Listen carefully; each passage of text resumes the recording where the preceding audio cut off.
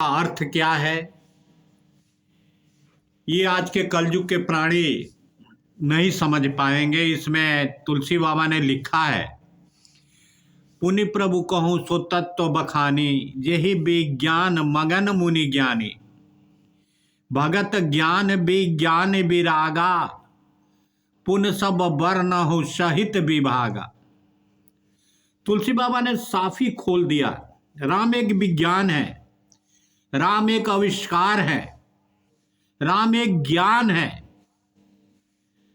और कैसा ज्ञान है? जो भक्ति और श्रद्धा से उत्पन्न होता है, वो ज्ञान राम है। आप एक फोटो बना लेते हो, एक मूर्ति बना लेते हो, ये प्रतीकात्मक हो सकता है, पर राम नहीं। हमने एक कल्पना कर ली कि राम ऐसे हैं, शंकर ऐसे हैं, विष्णु ऐसे हैं, पर वास्तविकता फोटो में नहीं है। फोटो तो एक माध्यम हो सकता है, पढ़ने का माध्यम हो सकता है। जैसे एक प्राइमरी का लड़का पटरी लेकर जाता है, को लिखता है, तो पटरी एक माध्यम हुई, को तो उसका ज्ञान है। को जो है वो निर्गुण निराकार है, क्योंकि क के माध्यम से वो कई शब्दों से परिचित होगा। उसी तरह मंदिर, मस्जिद, गुरुद्वारा ये एक प्रतीक है। बस जिस राम की व्याख्या आप साधारण अर्थों में कर देते हो, वो राम साधारण नहीं, वो वैराग्य है।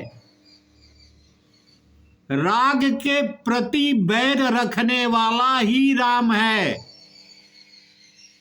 आप अपने अंदर काम, क्रोध, मद, लोभ बसा लेते हो और राम की व्याख्या करने लगते हो।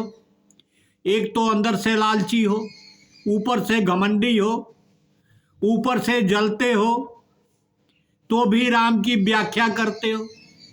वो वैरागी रूपी राम आपको कहां से प्राप्त होगा? अरे जैसे होगे वैसे तो मिलेंगे, तो राम नहीं रावण से मिलोगे, क्योंकि रौ से राम और रौ से रावण दोनों बराबर ही है।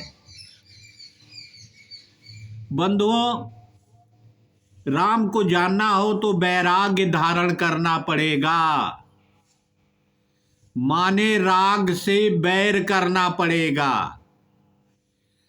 काम, क्रोध, मद, लोभ से दुश्मनी करनी पड़ेगी। तभी तो तुलसी बाबा ने लिखा, और राम रहस्य अनेका, कहो नाति अति विमल विवेका। जो प्रभु मैं पूछा नहीं होई, सोई दयाल राखो जनि गोई। तुलसी बाबा विनती करते हैं, प्रार्थना करते हैं कि हे प्रभु, अपने रहस्य को उजागर कीजिए, समझाइए, क्योंकि आपका ज्ञान बड़ा निर्मल है। जो ज्ञान संसार के काम में आवे, जो ज्ञान गरीब से अमीर तक को काम आवे, वही ज्ञान राम है। अब आप जात में राम को बांट देते हो, कृष्ण को बांट देते हो। अरे जात तो हम केवल मनुष्य की है, बस उसी में वर्गीकरण कर देते हो। कितने मूर्ख हो। अरे जैसा हरिजन है वैसा बाभन है, वैसा पंडित है, वैसा डोम है, हम सब मनुष्य हैं। तो भैया जब हम मनुष्य हैं तो हमारे में जात कैसा होगा भैया? उसी से तो तुलसी बाबा ने पूछा है, तुम त्रिभुवन गुरु वेद बखाना, आन जीव पावर का जाना। प्रश्न उमा के सहज सुहाई, छल विहीन सुनि शिव मन भाई। प्रश्न छल विहीन होना चाहिए, सरल होना चाहिए। उमा पिता शंकर से प्रश्न बात कर रही है। शंकर जी को बड़ा आनंद आ रहा है उमा के प्रश्न पर। आप करते हो ऐसा प्रश्न? शायद कदाप कभी नहीं करते। आप मंदिर मस्जिद आते हो, लालच की बात करते हो, क्रोध की बात करते हो, घमंड की बात करते हो, जलन की बात करते हो। क्या भगवान मनुष्य है जो मनुष्य की तरह सोचे? भगवान तो 84 लाख योनि के मालिक है। हरि रामचरित सब आए, प्रेम पुलक लोचन जल छाए। श्री रघुनाथ राम बोरियावा, परमानंद अमित सुख पावा। तुलसी बाबा ने साफ राम की व्याख्या कर दी, आनंद ही राम है। जिस आनंद को पाकर हम खुश हो जाते हैं वही आनंद राम है।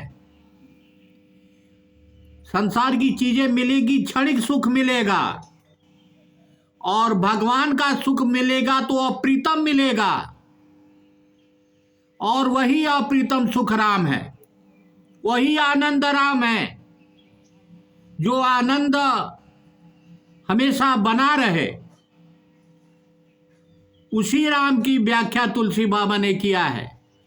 मगन ध्यान रस दंड जुका, मुनि मन बाहर किन्न। राघुपति चरित महेश, सबार सित भरने लिन्ना। तुलसी बाबा ने कहा 2 घड़ी तक ध्यान में डूबे रहे, मन को बाहर खींचा। बड़ी मार्मिक बात उन्होंने कही। 2 घड़ी तक ध्यान में रहे, फिर मन को बाहर खींचा। जब हम इस शरीर को छोड़कर इस आत्मा रूपी मन में हम डूबेंगे, जहां मन का राज्य नहीं चलेगा, वही भगवान का राज है। शरीर से ऊपर उठ गए, चिंतन करिए, ध्यान करिए। जहां शरीर की मांग की कोई आवश्यकता नहीं, जहां आंख, नाक, कान, पैर, हाथ की कोई आवश्यकता नहीं, वही राम है। और जब इस राम के अंदर आप पहुंचोगे तब वास्तविकता का ज्ञान होगा। अन्यथा संसारिकता में डूबे रहो, ऊपर नीचे होते रहो, अच्छा बुरा समझते रहो, दुख सुख झेलते रहो, क्योंकि संसार यही देगा, दूसरा कुछ नहीं देगा। बोले श्री राम।